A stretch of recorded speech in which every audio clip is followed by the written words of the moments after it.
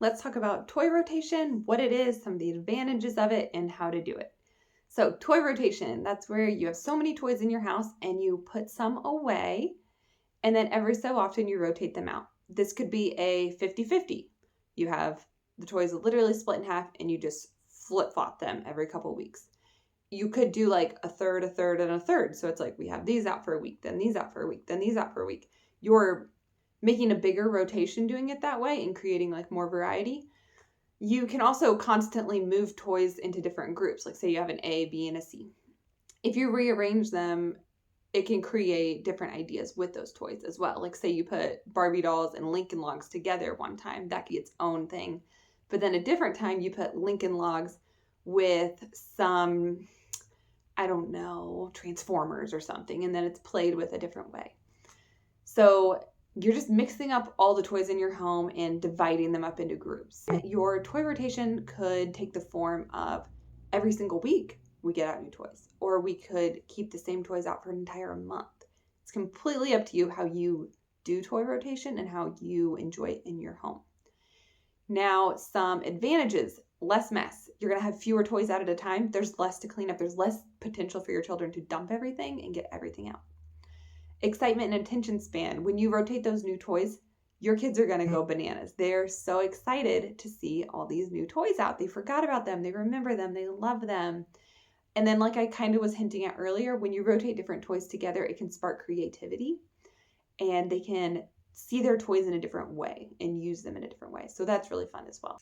So how do you start toy rotation? First of all, you can start it as early as 6 months. You got a few little like baby rattles and toys.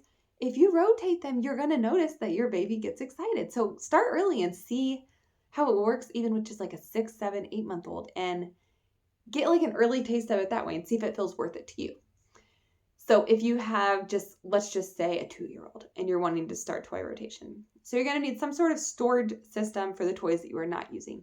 This could be tubs that go under a bed. It could be totes that go in a closet. Whatever works for you. Basically what you want to decide is how many toys do you want to leave out at a time? And you're going to start putting away toys. Now, you can go different ways about this. So say you have a 2-year-old. Do you one day go through the house and take away half their toys?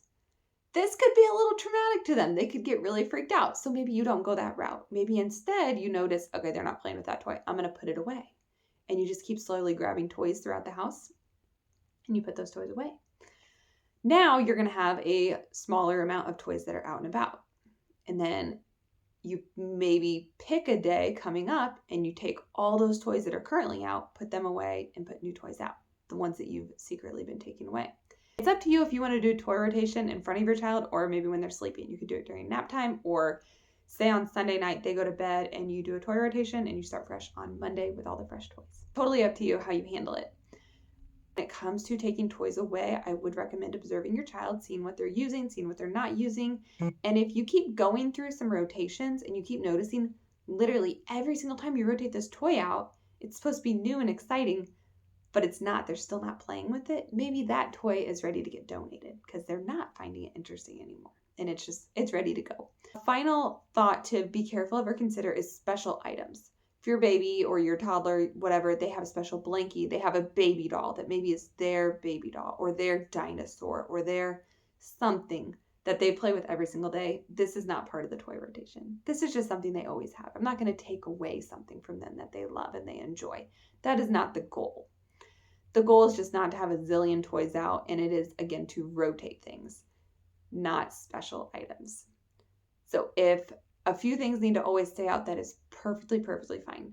There's also ways you can kind of like tweak it. Like say you have a kitchen, a toy kitchen. Maybe you leave out the groceries, like the food, one time, and then maybe a different time you put away like their cash register or you bring that out. Maybe one time the kitchen is a grocery store and another time it's a restaurant. You know what I mean? By just having different toys involved with it. So even something that might be a permanent fixture like the kitchen can still have some rotation involved with it, if that makes sense. So I recommend toy rotation. I think it's great. I cannot handle having all the toys out that we own.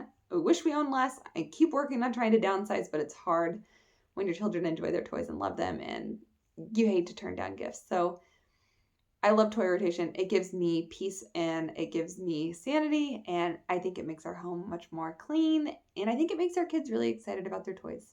So give it a try. Do your own twist on it. Take toy rotation in whatever direction makes sense for you.